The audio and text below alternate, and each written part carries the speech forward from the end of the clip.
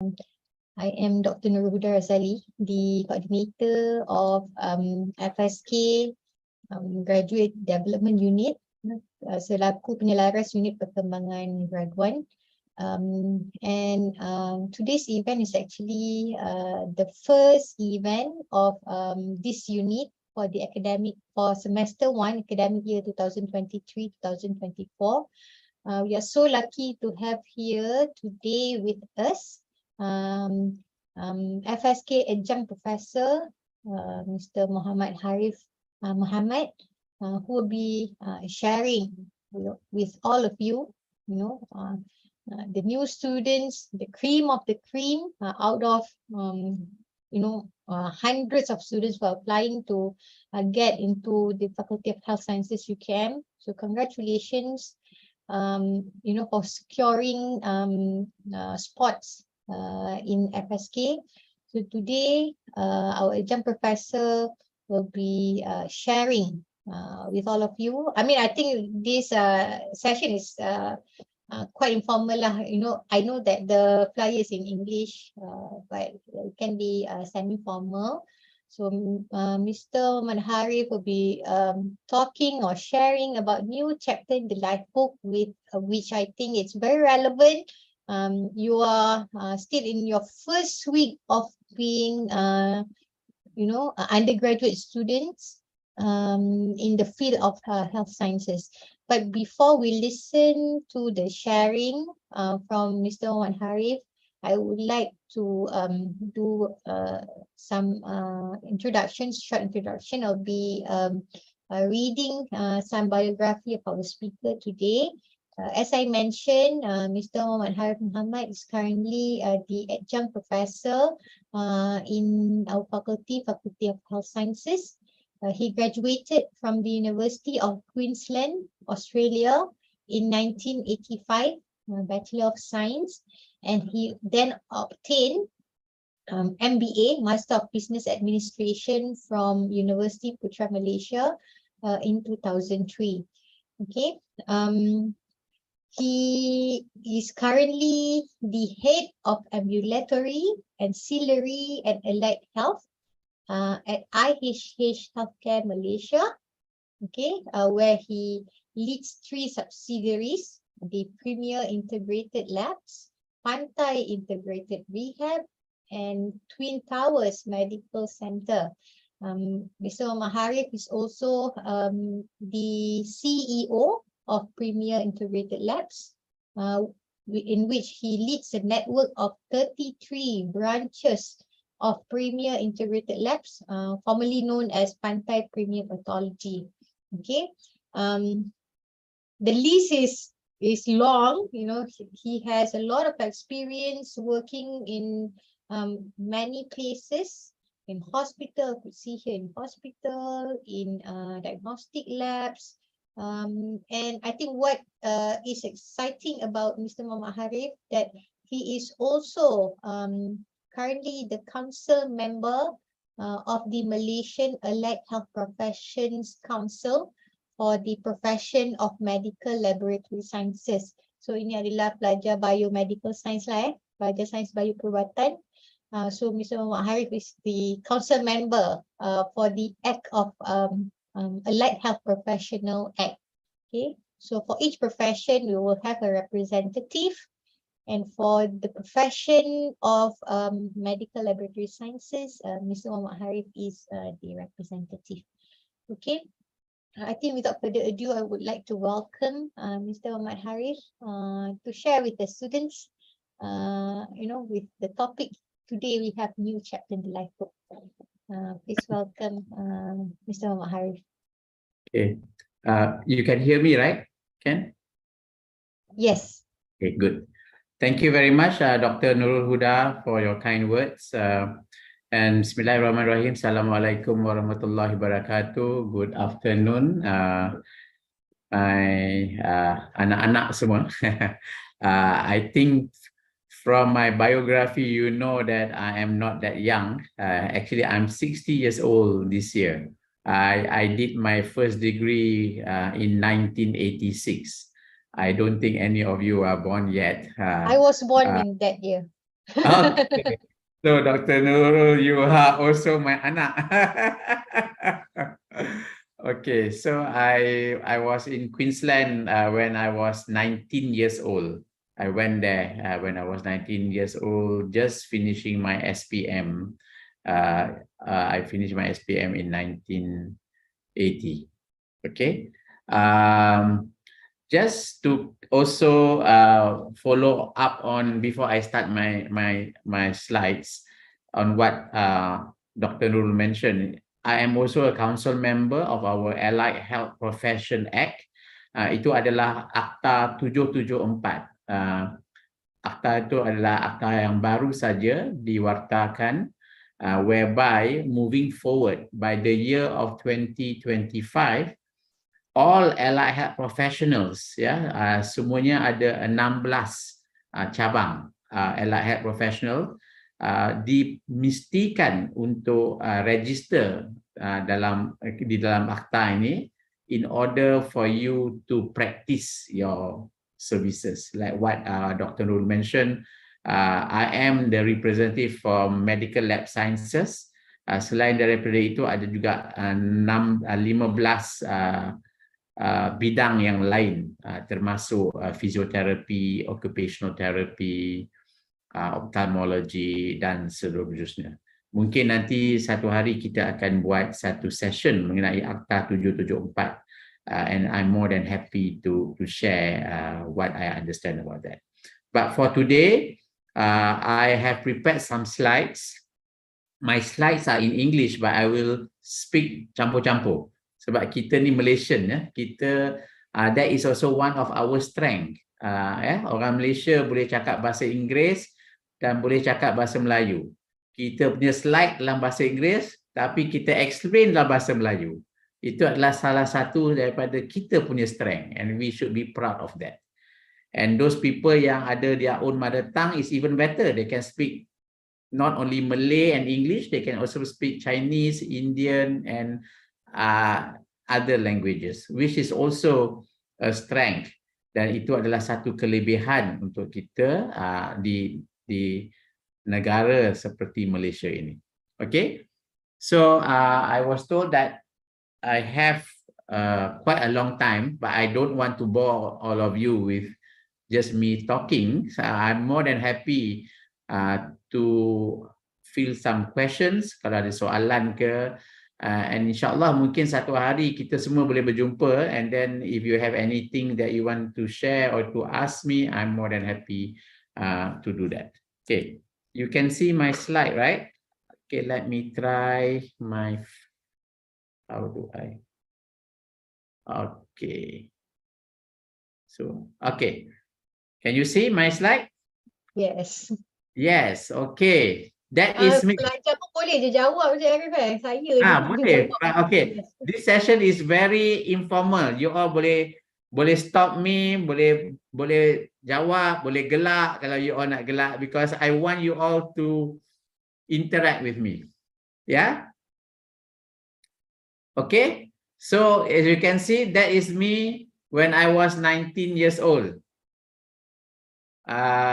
Waktu saya nak pergi Queensland, Australia. That's my photo. And you will see later on my photo when I was in uni, and also you can see me how I look now. Rambut dah tak ada, ya. Dulu you can see ada remos, kan? So University of Queensland, I did my degree there, di Australia. As I say there, what was the feeling? Feeling excited, of course lah, first time naik kapal terbang, yeah. But nervous, happy, yet scared. Okay, that was the feeling. And I'm sure all of you have the same kind of feeling now, yeah. And by the way, I must congratulate all of you. Tahniah kepada semua yang dapat masuk dalam Fakulti Sains Kesihatan buat your degree. As the title of this webinar talk is about a new milestone. Memanglah masuk universiti adalah satu milestone yang baru untuk all of you. Yeah. Of course, when I first got the opportunity to do my degree, I am so worried. First time out of the country, and I receive a scholarship lagi. So there is also a sense of pride. Bangga lah dapat beasiswa kan daripada kerajaan. And frankly, I do not know what to expect. I don't know. Never been to Australia, don't know what to expect. Saya ingat waktu saya naik kat terbang tu semua pakai jaket. Kan? Sampai dekat airport Brisbane, waktu tu bulan 2, it was summer. It was so hot. The summer was so hot, berpeluh-peluh. Lepas tu yang terima kami are all the seniors. So dia orang semua santai aja, pakai t-shirt, pakai seluar pendek. Yang kita semua pakai tie, pakai coat. Kita tengok dia orang pun gelak kat kita. Yeah? Okay. My goal when I go there is just to get a degree. Yeah, I mean, that's what you are sent there for. And hopefully I can get a job after my degree. Yeah. And harapan saya ialah to experience new things along the way. So basically, that is the hope. Yeah. So that is how I felt many years ago in 1980. That is like how many years ago tu? 40 tahun ayah. Okay. That's another photo of me. That is the exact photo of the night that I took the flight to Brisbane, yang tepi tu. Yeah, like I say, pakai tie, pakai jacket, and that's my bag. And balam tu lah semua barang-barang saya. Yeah. And lepas first year, that's how I look like. Yang kat atas tu, rambut pun dah panjang. Of course, dekat Australia, for your information, kedai gunting mahal. So, kita gunting rambut sekali 6 bulan. Sebab tu rambut panjang. Okay. And that photo down there, me and my best buddy, I think I remember this is at one of the function dekat Queensland, Australia. We were walking around, so with the photos. And this is myself towards the end of my 5 years in Australia. Okay. Dah ada jambang sikit, kan? Dah ada janggut, kan? So that is photos of me over the 5 years from 1980 to 1986. Yeah. Okay. Again, I congratulate all of you for this new chapter in your life. Yeah. This, I'm not trying to scare you, tapi this is totally a new chapter for you. Kalau katalah waktu you kat sekolah menengah, you best student, dapat nombor 1 semua, cikgu semua sayang. So masuk universiti, benda tu semua dah terpadam. Okay, remember that. Okay, in fact, I put there the first word is freedom. Okay, what does that mean? Kebebasan. Because when you masuk university, of course ada undang-undang. Of course you kena ikut peraturan. But at the end of the day, it is all about you. You have your own autonomy on your time, on your priorities, and importantly, on your decision. It's all about you now. Macam dulu, kalau kita kat sekolah, saya dulu sekolah SBP, sekolah berasrama penuh. Saya punya regimen tertakluk oleh bunyi loceng. Kan? Pagi-pagi bangun pukul 6 ada loceng. So kita bangun. 6.45 ada loceng untuk pergi breakfast. 7.20 ada loceng kena masuk kelas. Pukul tiap-tiap 40 minit ada loceng tukar kelas. Lunchtime ada loceng pergi makan. Pergi prep pun ada loceng. Nak pergi sembahyang pun ada loceng. Jadi kita punya masa semua diaturkan. Itu kalau yang pergi sekolah berasrama penuh lah. Ya. Walaupun kalau kamu bukan pergi sekolah berasrama pun, masa kamu pun dipastikan. Ya. Waktu you kat sekolah ada. Tapi sekarang walaupun ada jadual, tapi you have your own autonomy. Mungkin dalam Universiti UKM mungkin strict jugalah kan. Macam kami dulu di Queensland, kita tak ada ambil kedatangan langsung. Kalau you tak datang lecture pun tak apa. Cuma you tak boleh jawab exam lah. Okey. Cuma kalau amali tu memang you kena attend because tiap-tiap kali you amali memang ada points. Yeah. So what I'm trying to say here is that you have freedom now. You have your own autonomy on your time, on your priorities, and on your decision. And when you have that, tanggungjawab you besar. Tanggungjawab pada siapa?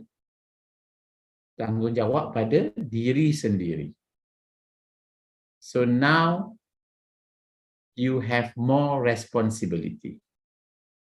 Kedua, growth. You will expand your knowledge. Ya, memang universiti inilah tempat yang you dapat bermacam-macam ilmu. And ilmu yang kamu akan dapat ni bukan hanya dalam kelas, juga di luar. Dalam pergaulan kamu, dalam kurikula, ekstrakurikular, dalam aktiviti yang kamu jalankan sepanjang pembelajaran kamu di universiti. Ya. Everything that you do is something new for you. Okay? So definitely there is growth for you. Okay? And the third thing that you should look forward to is what I call self-actualization. Apa maksud saya dengan self-actualization? Hopefully, you will learn more about yourself during your 4-5 years in the university. You know who you are, what you want to do. You know your strength. You know your weaknesses. You know how to manage anger, feeling, emotion, and you know what you want to do in your life. So the self-actualization is also important. So for me, when you enter university, these are the 3 main areas that you look forward to. At least that's what I look forward to. Freedom.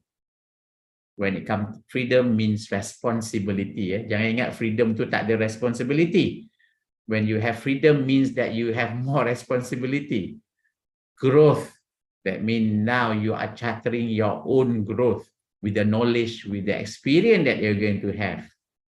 And third, you will become the person that you want to be. This is what I call self-actualization. Memang betul, dalam masa you kat universiti ni, ada banyak cabaran, rintangan.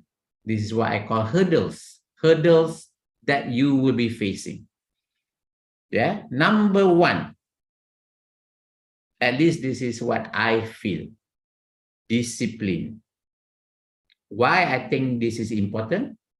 Because you are in charge of yourself. Like I say, freedom, now it is all about you, what you do. So you are in charge of your schedule and you will have to manage your time around your commitments. Ya, your commitment now bila you masuk universiti ialah untuk dapatkan ijazah, betul tak? You membawa harapan, bukan saja harapan diri you, harapan keluarga, harapan mak bapak, and separuh tu harapan community. Ya, sebab mungkin some of you, you are the only one in the kampung yang masuk universiti, contohnya. Ya, so you bawa harapan community. I remember when I went to university, bapak saya polis. So saya duduk dekat flat polis. So dalam satu flat tu saya seorang je yang pergi Australia. And satu flat tu tahu yang saya pergi Australia. So waktu pagi malam tu nak pergi, macam dia orang semua turun, macam semua salam. So bila saya tengok tu saya rasa macam oh, saya membawa harapan satu flat tu untuk berjaya. Okay, so you have to manage your time to in order for you to fulfill that kind of commitments. But at the same time, you must enjoy yourself. Yeah, I mean, hidup ni, you must be happy. You cannot say you cannot be happy.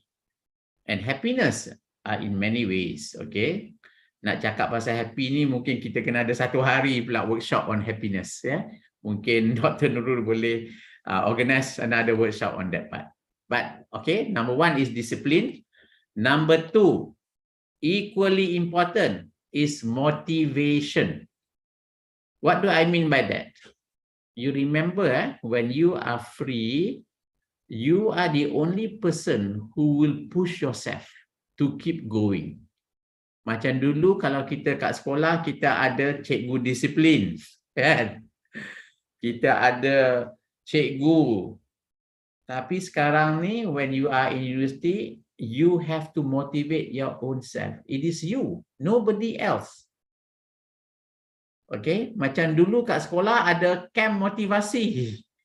I don't know, sini UKM, FSK akan buat camp motivasi ke tidak, I don't know. Tapi, tak ada. It's all you. You are the one who will motivate yourself. You are the only one who can motivate yourself to keep you going. Okay? You bangun pagi, you yang sendiri kena bangun pagi, paksa diri nak pergi kelas. Okay? And the third hurdle is what I say, like asking myself, what do I really want to do with my life? Okay, you may be asking yourself what you truly want to do. Then only you have a clearer picture of the options in life.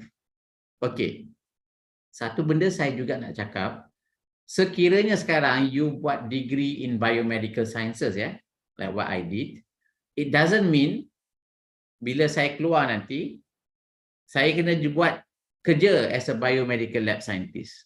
Tak semestinya. Tetapi masa yang kamu belajar tu, experience yang kamu timba waktu kamu belajar tu akan mencorakkan cara kamu bekerja. So you can do anything, but at least the experience on how you gain knowledge and how you do projects will help you in your future life. Yeah. Some people might not agree with that, but it's okay.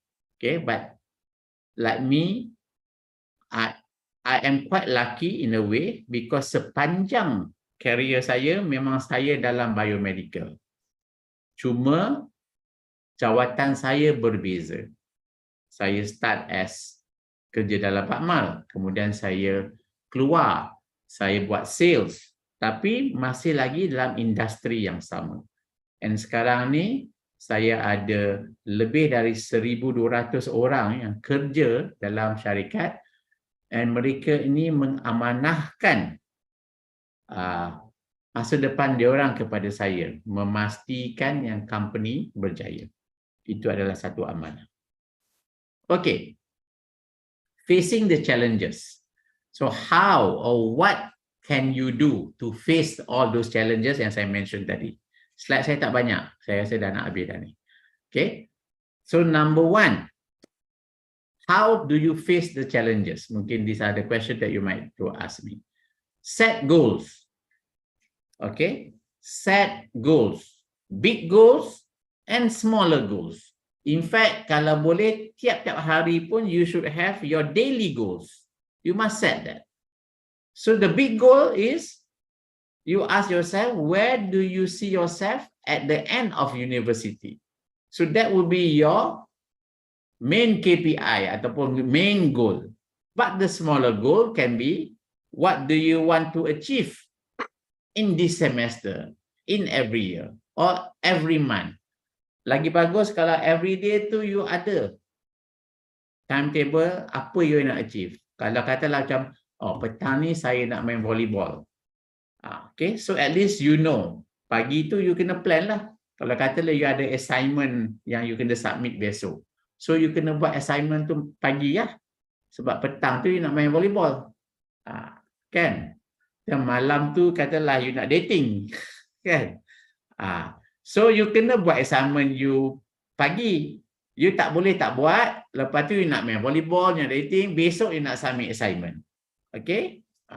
So setting goal and making plans. Sama lah lebih kurang. Make plans. What do you need to do every month, every week, every day to achieve the goal that you have set? What routine and practices that you can put in place? Remember, the routine that you do will become your habit. Kalau katalah rutin you selalu tidur, then it become a habit, which is not good. Ya, kalau katalah you memang selalu tidur sampai bangun pukul 11 pagi, kan? So it become a habit, bila nak kerja susah nanti.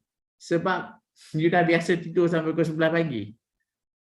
Tapi kalau orang yang rutin dia bangun pagi, pukul 6 dah bangun, mandi untuk subuh. And then lepas subuh, dia baca buku sikit ke, mengaji ke. Kalau you make that as a routine, then bila you nak masuk kerja senang. Hati pun tenang. Okay? Sama juga, kalau katalah malam you make it a habit, you must sleep before 11 ataupun before 12. Ni jangan, lagu apa tu? Siang malam tu? Healing sampai malam tak balik. Okay? Healing sampai pagi tak balik. Oh, Dr. Nurul pun tahu lagu tu. Jangan healing sampai pagi tak balik. Okay? Kita healing juga. Tapi ada timeline. Cut off. Okay. Sampai pukul 12, tak boleh dah healing. Balik, tidur. Okay? Healing mengaji pula. Ataupun dengar surah Quran ke apa ke. Okay? Make plans. Practice. Routine and practices that you put in place. Okay, the third thing which is also very useful and helpful when you are facing challenges is ensuring you have a support system around you. Very important, yeah? Mentally and physically, you must have a support system. And who are the support system? Okay. I pause kejap suruh you fikir. Siapa support system you? You tulis. Who are your support system? To me, why you do need support system first? So you must make time for people. Kalau you need a support system, you must be prepared to also make time for people. Because only then these people can uplift you and bring a positive impact.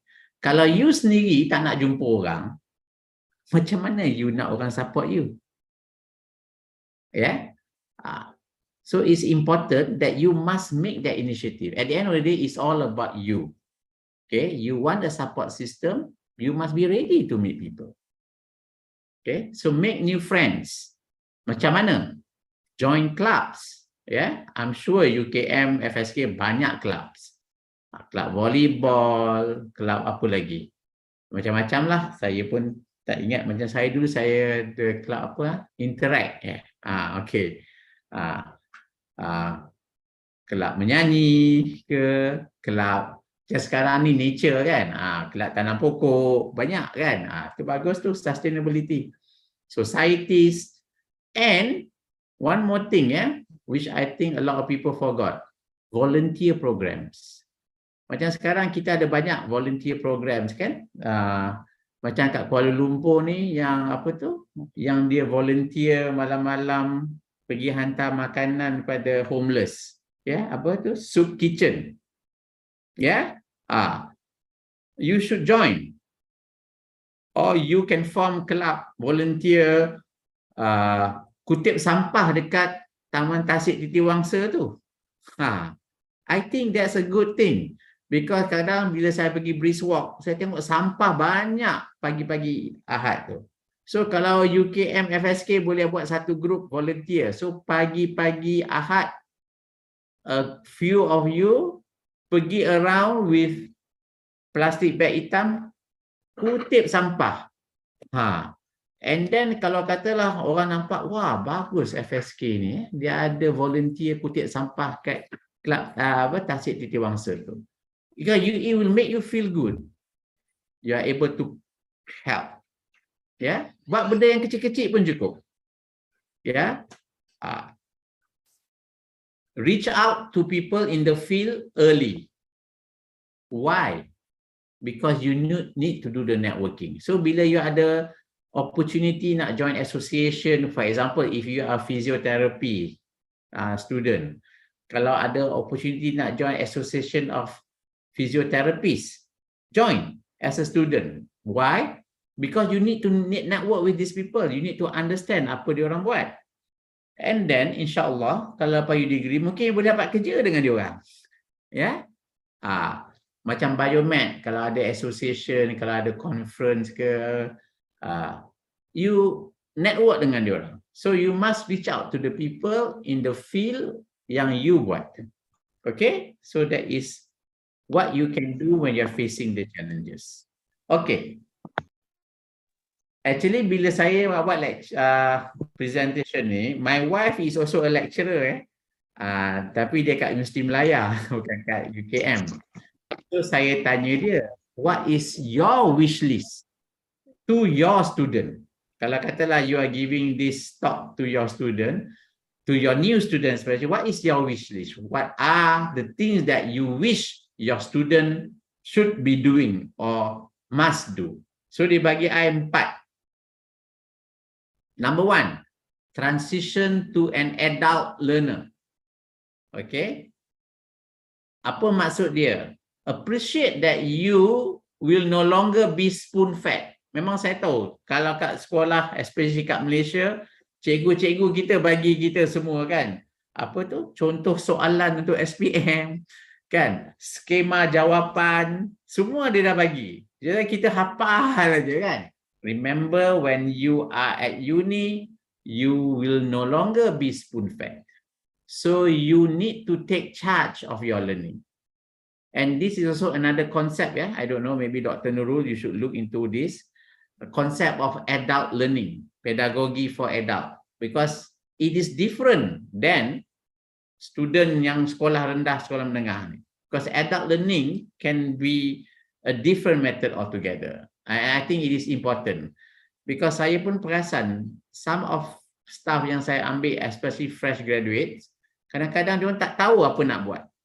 Because they are used to being spoon-fed. Yeah? So, bila kita kata, actually, you are free to do whatever you want, dia orang kata, so do what? Because bila dia kata, okay, kita ada satu isu ni, can you come up with some idea to solve? Dia orang kata, what idea? Kan? So, kita kena, dalam universiti ni, kita kena belajar cara berfikir, and as an adult, how do we learn? How do you move on? Okay, number 2, my wife cakap, dia punya advice to students, don't be shy. Speak up in classes. And she keep reminding everybody, there is no such thing as stupid question. Kita jangan malu. Saya tahu, ada orang pun kata, alah budak tu kerek lah, selalu banyak tanya soalan dalam kelas. Dia nak tunjuk lah tu. Kan? Memang ada. There will be people who will say that to you. Tapi tak apa. Jangan hiraukan benda tu. You punya motif is you want to learn. You tanya bukan sebab you nak tunjuk-tunjuk, you tanya. You tanya pakai you want to learn. Remember that. Okay? And again, kalau orang bila tanya, kalau ada orang kata, elah, itu pun nak tanya. Don't worry. Because maybe you understand better than that person. That's why you are asking that question. Yeah, there's no such thing as stupid question. Ujung-ujung kalau katalah betul-betul you pemalu, you boleh pergi jumpa lecturer tu at the end of the lecture. Okay. Number 3, be proactive. Ni related lah. Approach your lecturers. Don't malu-malu and wait for them to approach you. Dan lecturer pun, they also have their life. Memang saya tahu a lot of lecturers macam Dr. Nurul ni are very committed. See, dia buat this kind of webinar. So they dah approach you all. So you all should also approach to your lecturers. Be prepared to come and ask them questions. If you have issues, have a chat with them. So approach them. They are here for you. Okay, insyaAllah kalau you jumpa saya pun nanti, you can come and ask me. Whatever I can help, I will try to help. Yeah, be proactive. And number 4, this is also another main issue. Language. Of course, UKM memang memartabatkan bahasa Melayu kan. Universiti Watan. But at the same time, we must also be ready and be well-versed to speak in English. Okay? So, not only English, if you can learn as many languages, that will also be very useful for you. Okay? So, read, and read. Nowadays, you can read with your handphone.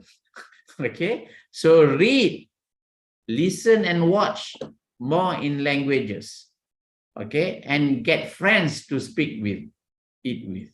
So bila dia cakap bahasa Inggeris dengan kawan-kawan pun, okay, because then only you become more comfortable to speak in English. Yeah, so these are the 4 things that my wife told me to tell you all, yeah, as a lecturer's wish list. Okay. So that's all I have for now. I also, like I said earlier, I also don't want to talk panjang-panjang. Yeah. I hope this is a useful experience for you and a session. Good luck to all of you. All the best. And like I say, use this time of your life the best of you, because you know one day bila you dah kerja, like me, sometimes I reflect back and think that, you know, I should have done this when I was in uni, you know, and sometimes I pun macam, oh, bestnya waktu kat uni, I can do this, I should have done more of this. Okay, so don't be like me, sometimes regretting why I didn't do some things in uni. Ya, universiti ni adalah tempat bukan saja you belajar dalam kelas, tapi di luar kelas. Bila you because you are in how would I say this, ya? You adalah dalam satu fasa, you are no more a child. You are already an adult.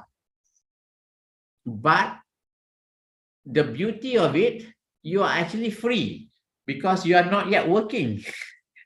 Okay, so you don't have that pressure to earn money.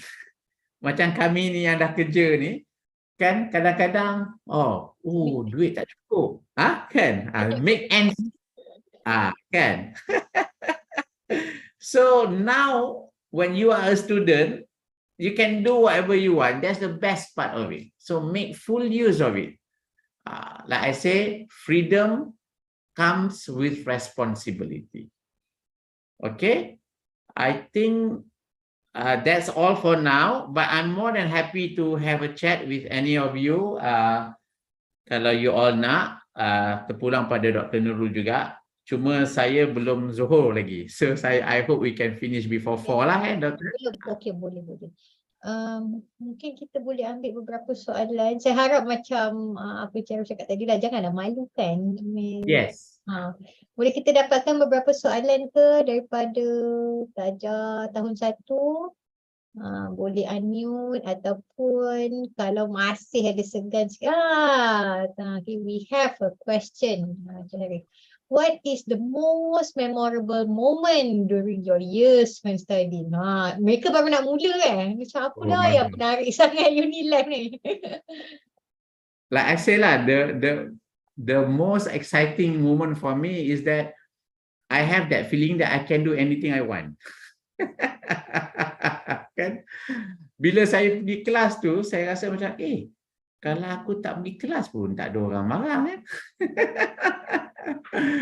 But then you feel responsible lah.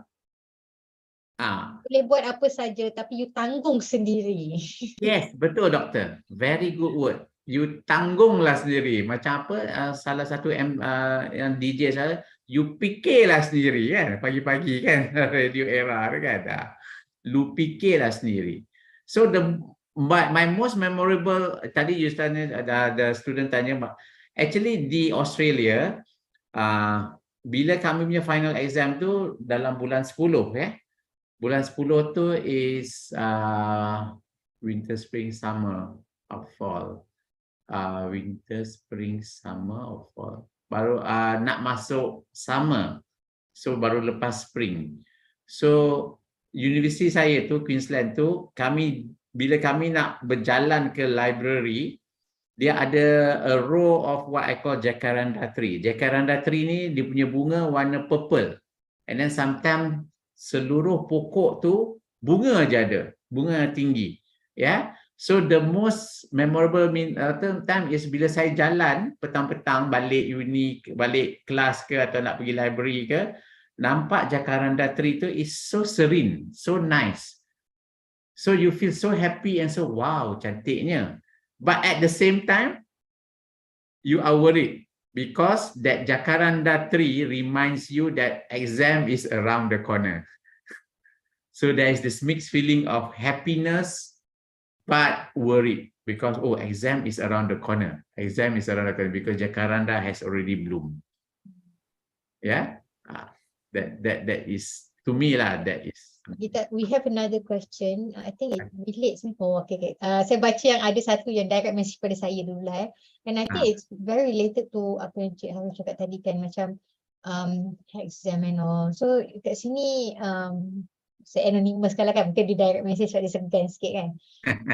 If I fall behind on my studies, how do I catch up without feeling burnout? I think it's very important question. Mungkin transition daripada matric ataupun sekolah kan kepada university life, mungkin sesuatu yang mengejutkan. So macam mana nak pastikan kalau tiba-tiba rasa macam I cannot tak boleh catch up ni, macam mana mungkin nak menaikkan semangat sendiri kan, macam mana without feeling burnout. Kita tak naklah student sampai tahap burnout kan, study je.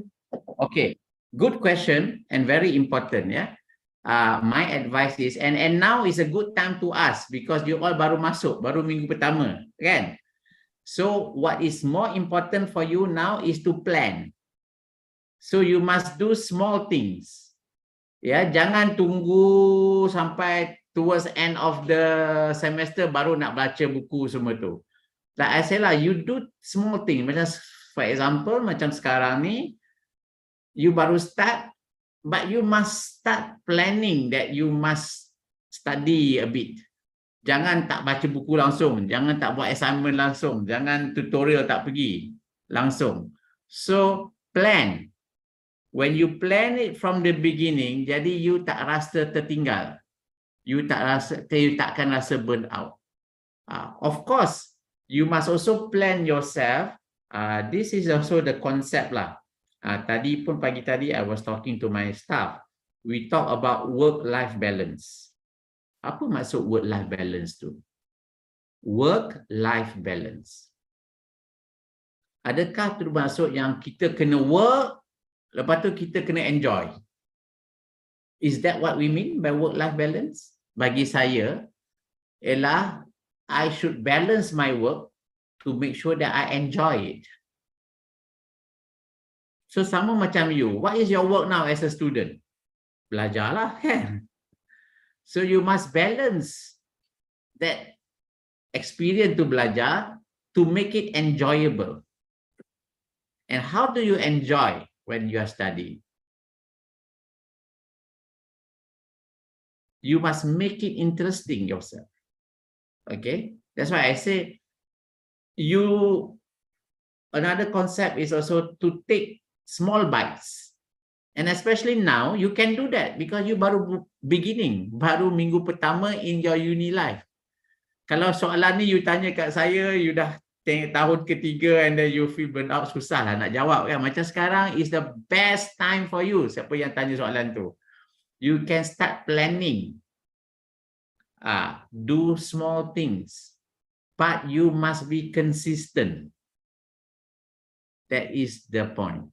But at the same time, you must enjoy what you are doing. I hope that answered the question lah. There's another question, Doctor. How do you read effectively? Because the books are like dictionaries, but I don't want to read and forget later. Interesting. I hope that I can like macam rebus buku, minum, ingat. I wish there is such a thing, yeah. Okay, honestly, I also to be frank, saya pun sebenarnya bukan suka sangat membaca. Okay, but now with technology, there are many ways to read. There's also such thing of listening of books, kan? You boleh dengar, kan? Another method is mungkin you baca sikit-sikit lah, jangan, memang separuh orang memang macam anak my daughter, kalau dia baca buku tu dia tak tinggal, satu buku dia boleh habis dalam masa 2 hari kalau buku tebal macam tu kan, because they enjoy. To me like you clear your mind lah, that's number one. Your mind must be clear. That's the only way to make sure that whatever you read is effective. If your mind is not clear, susah juga tu. So mungkin kalau macam dalam Islam, you boleh baca doa dulu ke, baca surah Ad-Duha ke, kan, untuk tenangkan hati. So I'm sure kalau non-Muslim pun ada cara. Actually, I was told meditation is also good, every morning. Because then dia menenangkan fikiran, kan? Or workout. Petang-petang, make sure you sweat a bit. Tak payah tak pergi gym mahal-mahal, kan? Main volleyball or jogging, brisk walk, so that you release. And then I'm sure there are also hormones that you release that will help you, kan, like endorphins and things like that. Ada soalan lagi ni? Apa Ada. ni? Tapi yang Cik Harif nampak ni mungkin kita ni what do you do when feel down, tapi sebenarnya tu ada satu soalan yang direct message pada saya. Soalan ni saya rasa bagus, sesuai untuk mereka, dan saya rasa Cik Harif pun boleh jawab sebab you have been abroad di waktu muda, jauh daripada Malaysia lagi. How to avoid homesick? Everything that I do remind me of my home, my room, especially my parents, kan. Kita faham lah juga. Okay, actually you all are lucky. Again, because now we have technology. You imagine waktu saya umur 19 tahun, the only way for me to contact my parents is through public phone. I tak ada telefon kat rumah. Waktu tu mana ada handphone. And I write letters. Tulis surat pun 2 minggu baru dapat jawapan. Itu pun kalau my parents rajin ataupun kawan saya. Okay. So now use technology if you feel homesick. You all are now born in a very sustainable, a very good environment. You have the technology. You can always do video call semua, kan. Tapi janganlah buang masa sangat macam tu. But again, discipline yourself. Okay, maybe seminggu sekali you have a 1-hour chat with your parents. Video call kalau boleh, kan. Macam anak saya The first 2 pun dia belajar overseas. So memang kami buat rutin macam tu. Mula-mula tu rajin lah, tiap-tiap minggu 1 hour. Lepas tu sebulan dia kata I call you next month can? Seboleh. Maknanya dia lepas tu 6 bulan baru call. Kan? But at least then we know dia dah adapt. Yeah. So I think How? maybe it's normal kot ya, Syahrir, awal-awal tu normal lah kot ya. Biasalah. That's why I say the other way is also make new friends. You make new friends because now kalau for example you all, most of you I hope are staying in College Syed Nasir tu kan. Betul. All of them. That community is important ya. You don't isolate yourself. You must be part of the community. Main volleyball ke, jogging sama-sama ke. Apa sekarang ni saya tengok ada game baru apa, frisbee. Main frisbee ya sekarang ni. UKM pun bagus frisbee ya. Sebab saya ada staff saya dia main frisbee untuk UKM. So and then I don't know kalau kat college tu ada band ke Dr. Nurul? Ada, kita tak ada band. Tak ada band ya. Kalau ada baru boleh release tension sikit kan main music. Nyanyi-nyanyi, main jamming. Jamming tu barulah healing sampai pagi tak balik ya. So How do you kita homesick tu sebab tak ada lagi aktivitinya kan. Betul. Okay, kita baca dulu soalan yang to everyone ni. What do you do when you feel down and demotivated? Muka sama jugalah, sedih-sedih je soalannya ni. Yeah. How do you overcome the feeling of comparing yourself to others? Very good question. Like you keep comparing yourself to others in a way that you are not as smart as others. Okay, very good question, very pertinent. Memang betul. I'll be very frank. Saya pun macam tu juga dulu. But I stop comparing because I also feel that yes, while you compare, there are other people better than you. There are also other people who are not as lucky as you. You remember that? For example, you masuk universiti ni. Tadi Dr. Nurul kata daripada beribu-ribu application yang masuk dalam FSK ni 300 lebih ya doktor kan? Ya, betul. I was told macam fisioterapi, sebab saya pun adjunct prof kan, bila saya tanya dia orang berapa banyak application prof, dia kata untuk masuk fizio saja every year dia receive about 800 application. Yang ada boleh masuk untuk fisioterapi 24 orang je. You imagine if you are one of that 24, how lucky you are. So if you compare, of course, you want to compare yourself with someone better to benchmark yourself. But don't feel down because there are other people who are. Kalau makan bilang aku tak masuk dah tadi. Siapa yang tak unmute, siapa tak mute ni? Okay, I hope I answered the question. Mohon bertanya kalau di UKM ni Prof, jika kita buat program luar, join program luar, maksudnya program yang ada berkaitan dengan UKM seperti yang program tambahan macam eksperimen ini saya rasa saya tolong jawabkan. Maknanya maksud dia terapi cakap macam perlu banyak join aktiviti luar. Kita memang ada satu lista lah di mana merekodkan aktiviti pelajar. Ini saya akan mendapat kabar daripada Dr. Syam lah, Hepa, macam mana maknanya kita nak rekodkan penglibatan pelajar bagi aktiviti-aktiviti luar. Memang dia boleh, I believe memang boleh didaftarkan. Cuma macam mana tu nanti I will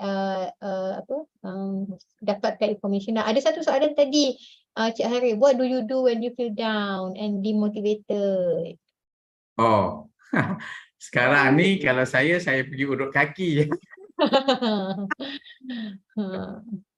I see this.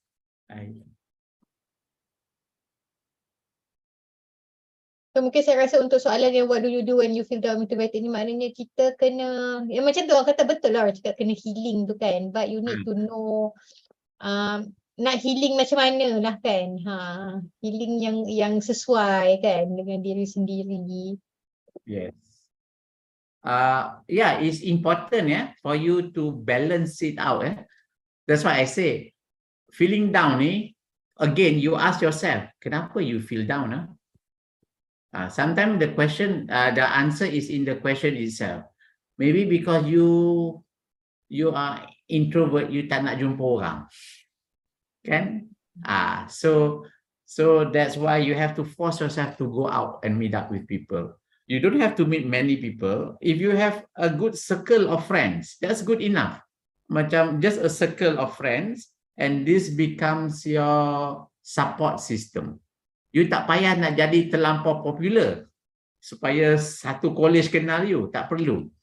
All you need to do is to have a good circle of friends that can become your support system. Ya, cek tengok boleh apa lagi cek. Okay. Baik, terima kasih Dr. Nurul. Tapi macam mana saya boleh reach jawapannya nanti Doktor? Doktor, I think this is a soalan pasal buat volunteering. Wakil PKG akan circulate maklumat belajar tu. I don't know lah Doktor. Just to, I think they are also quite concerned because saya pun dengar pasal merit point ni. Sebab the way UKM identify siapa yang boleh duduk asrama ni kena ada merit point. Betul. So yeah, merit point is important. I will not discount the importance of merit point, but at the same time, you do things that you like and enjoy. While I don't think it's fair for me to say this lah, but still, kalau katalah you tak dapat merit point, but you like doing this and you know that this is good, buat je lah. But of course, if you can do it and get merit point out of it, it will be of added value for you. Ya, faham? Saya faham. Macam anak saya pun, dia pergi buat, dia berkata, oh ini kena dapat merit point. Kalau dia tak dapat duduk asrama kan.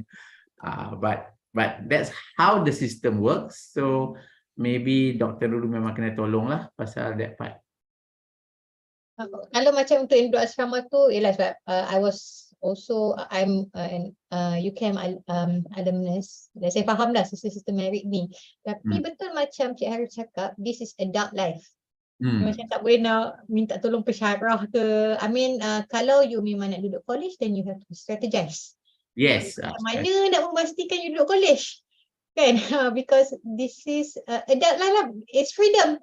Tak ada siapa nak paksa you nak duduk luar ke, nak duduk dalam ke, nak duduk mana ke, tak ada siapa. Nak duduk dalam, you strategize. Kalau tak nak duduk luar, then you kena fikir mana nak duduk cari rumah sewa kan. It's adult life. Nah, saya setuju tadi slide Dr. Harif, your wife kan, lecturer.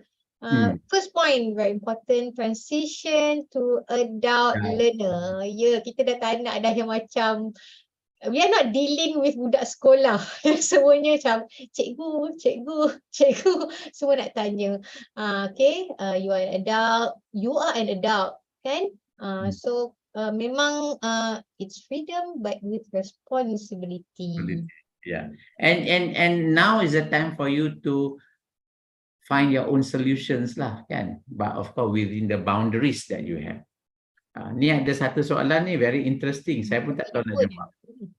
What if I have something I love to do but are afraid of failure? Ini macam soalan cepu mas ni. The thing is, my advice to you that if you didn't try it, you wouldn't know whether you succeed or not. Kan? Yes. So just do it. If you like it, just do it. Macam Nike just do it. And insyaAllah, success or failure tu pun ada degree dia. Kan? So, and especially again, going back to what Dr. Nurul cakap lah, adult life. You control your own life. So, it's all up to you. Saya pernah dengar orang cakap, macam my staff, ada yang lepas 5 tahun kerja dengan kami, dia kata dia nak cuba buat benda lain. Sebab dia kata kalau dia tak keluar buat benda lain, dia tak tahu sama dia boleh buat atau tidak. And I agree with him. I say, okay, you can go, you can resign. And if that is what you want, you can try. Yeah, because at the end of the day, it's your life. Mungkin soalan kedua ni, Cik Arif, I think that's, I hope that will be the last question but we are approaching 4. How do you find a point in initiate your plan? I have plan, I don't know how to start. Then the plan will become like unreachable. Oh, write it down first. Write down what's your goal. Yeah, I mean, macam kita buat thesis jugalah, I suppose. Apa dia KPI? Apa dia goal dia? Apa objektif dia? So you must write down first. I nak jadi best student, for example lah kan. Okay, so the plan is how do you become that? So what do you need to do? Then you itemize it, and then you break down all this into small targets. Like for example, macam every week I must finish. Kalau katalah maths, I must do certain questions. I must finish certain things. So you break it down into small components, small parts, and then add it up so that at the end of the day, it will bring you to achieve your main goal. Saya ambil kesempatan sikit untuk menjawab tadi soalan tentang iStar. Saya dah dapat jawapan daripada Dr. Syam. Dr. Syam kata sebenarnya semua boleh diletakkan di iStar. Cuma you memang kena buat kertas kerja sikit lah untuk support the activity that you have done. Okay, tapi memang semuanya di iStar. Okay. Dan untuk yang tadi kan kata takut nak buat something, tak boleh initiate. Kalau saya boleh tambah. Boleh.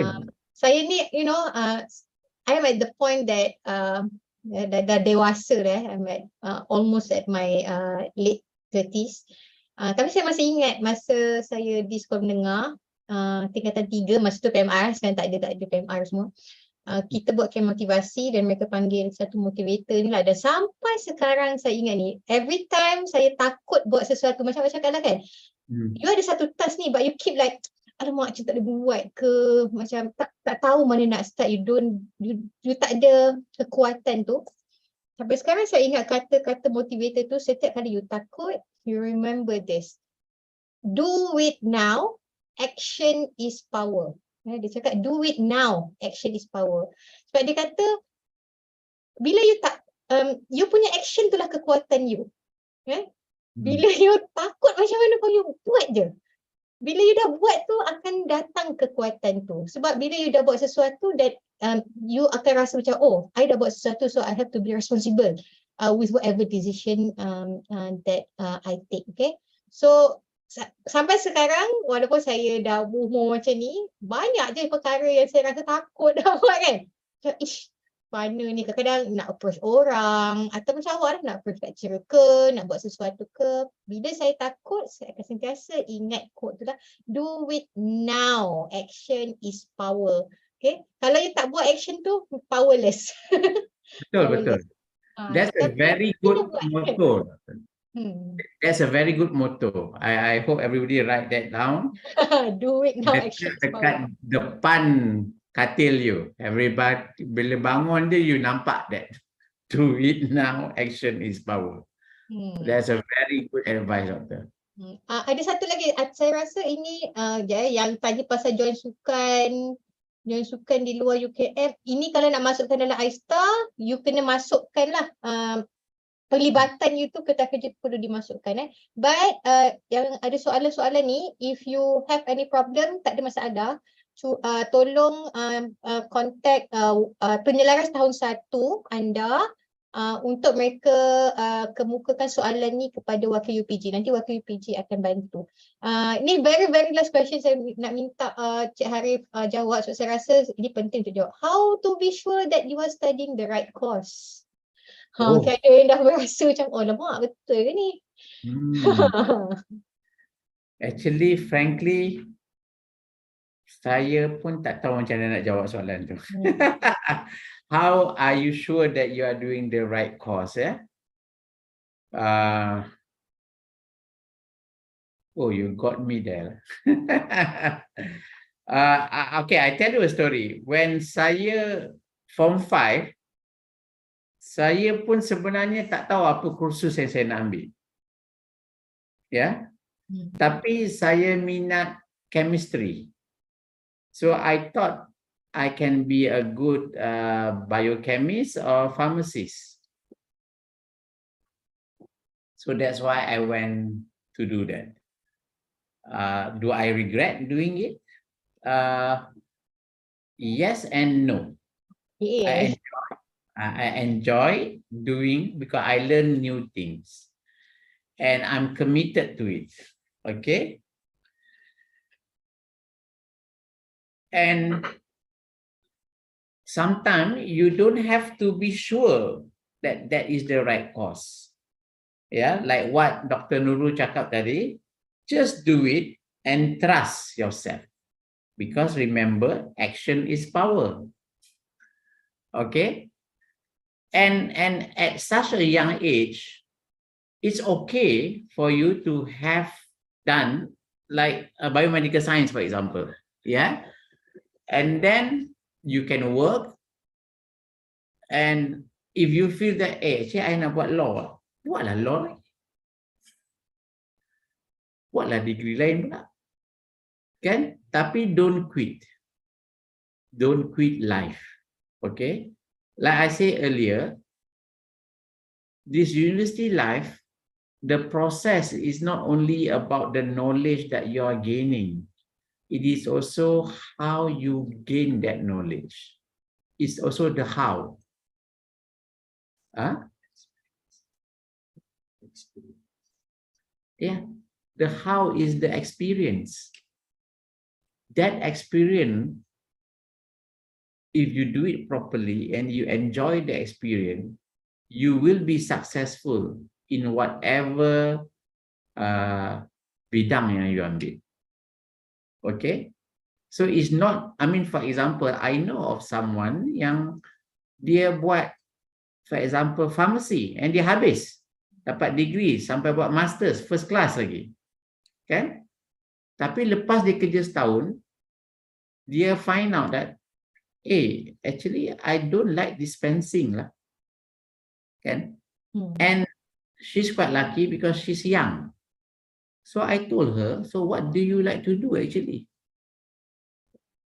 So she said, actually I enjoy doing social work, social sustainability semua. I said, okay, go and do it. But then the experience of your learning experience too, you should use in order for you to be successful in your career. So now, Alhamdulillah, after 1 year, 2 years, she enjoy what she's doing. And sometimes she use that knowledge that she learned waktu dia buat pharmacy tu. But other times, she use the experience that she gained while acquiring that knowledge in doing her current job. For example, doing research work, doing proposal, doing presentation, analysis, data analysis, and those are the things that will help you in life. Sometimes it's not the subject matter that you learn. It's the process, right? It's the process, yeah.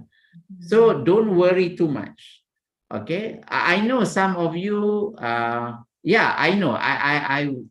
I've seen some people say, actually saya nak buat medicine, tapi saya tak dapat buat medicine pasal kota tak cukup. Saya buatlah physiotherapy, okay? Because that is the nearest to medicine. So I said, then enjoy it. Enjoy what that you learn about physiotherapy, okay? And lepas habis degree, if you do well, and you can work, and if you have the money or if you have the opportunity, then do medicine. Yeah. I have one of my staff now. He's a very good worker and first class honors. And then one day he came to me, dia kata, Cik Arif, actually saya sebenarnya nak buat medicine. I kata, then go ahead, you are still young. So he asked me, sure ke Cik Arif? as long as you really want to do it, go ahead. Because if not, nanti you akan regret when you are older like me. Kan? So he took leave to sit for the entrance exam to do medicine. And now dia dah masuk kerja balik because he's waiting for the exam. And insyaAllah, kalau dia pass the exam, he will do medicine. So for me, like what I say, you set your goal and you aim and you focus on achieving that goal.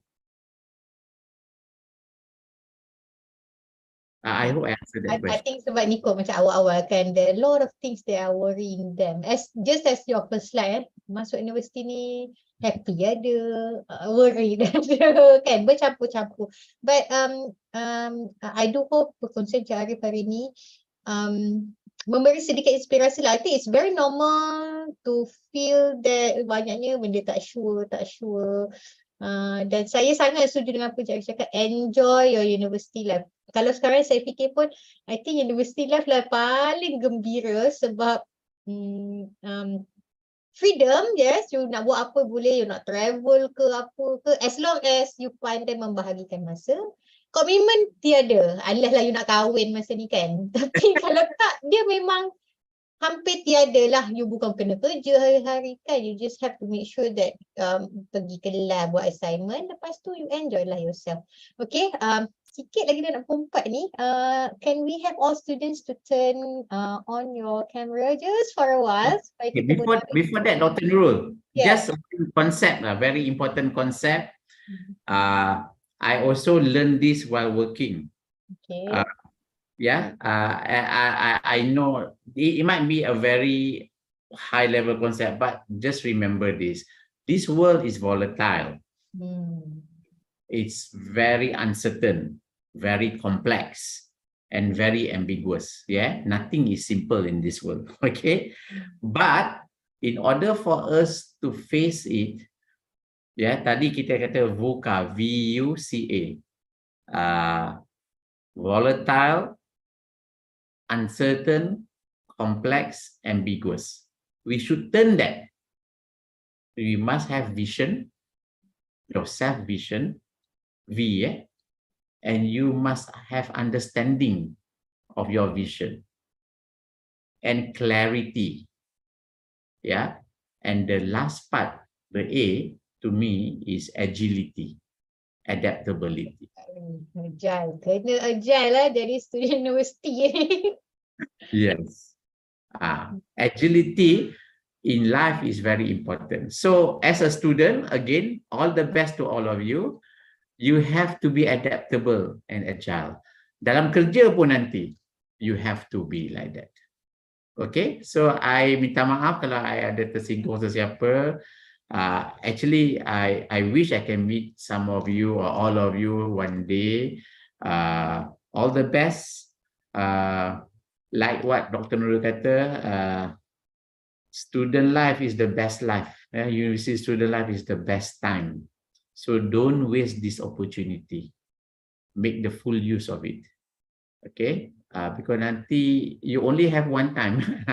Unless kalau you memang nak di long life, you student, you banyak duit kan, then it's okay. Yeah. Okay. Thank you, Dr. Nurul. You nak suruh ambil gambar ya? Boleh. Para pelajar minta buka sekejap je kamera untuk kita ambil gambar bersama speaker. Okay. Buka. Ada ke? Oh, macam mana saya nak tengok semua student? Boleh pick up view sebelah kanan atas tu, Jarif. Dia ada view, Okay. lepas tu boleh tengok semua orang. Oh, Okay, lagi buka sekejap. Oi, muda-muda semua. Muda, 19, 20. Oh, Masya Allah. Ni buat kursus apa ni? Cik, nak tanya seorang-seorang 200 orang.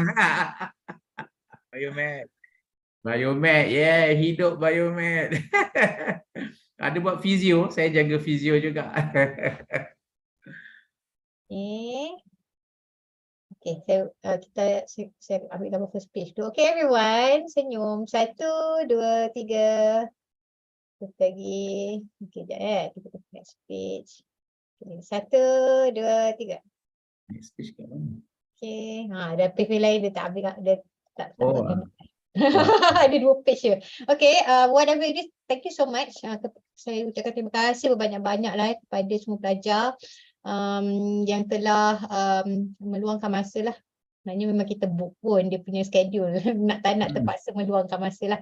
And kita terima kasih juga kepada Profesor Ejam kita, Cik Harif. Kita haraplah kalau boleh ada session yang boleh Cik Harif interact dengan pelajar. Mungkin kita buat di peringkat program-program lah macam bersama satu program kan, untuk boleh interaksi dengan lebih baik lah. Okay, I think that's all for today. Thank you very much everyone, and we wish you all the best. Okay, we wish you all the best. This is the first week and we hope to see you finish the mission. Kami di FSK ni ada satu misi, dipanggil misi jubah pink, because our graduation robe is pink in colour. Okay, so the mission is misi jubah pink lah, you know, to successfully graduate and wear the pink graduation robe. Okay, thank you everyone. Hope to see you again in next UPG activities. Assalamualaikum warahmatullahi wabarakatuh. Terima kasih, Cik Arif. Waalaikumsalam. Thank you, Doktor. Thank you, Doktor. Thank Thank you, Doktor. Thank Thank you, Doktor. Thank you, Doktor. Thank you, Doktor. Thank Thank you, Doktor. Assalamualaikum.